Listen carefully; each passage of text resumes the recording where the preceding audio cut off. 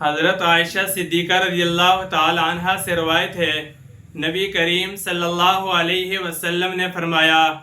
جو بندہ 12 رکعات کی پابندی کرے گا اللہ تعالیٰ اس کے لیے جنت میں گھر بنائیں گے، جس کی تفصیل یہ ہے: 4 رکعات ظہر کی فرض نماز سے پہلے، 2 فرض نماز کے بعد، 2 رکعت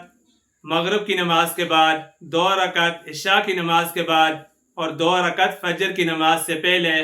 ان رکعتوں کو سنت مؤکدہ کہا جاتا ہے، جن کا نبی کریم صلی اللہ علیہ وسلم خاص اہتمام فرمایا کرتے تھے، اور امت کو ان رکعتوں کی پڑھنے کی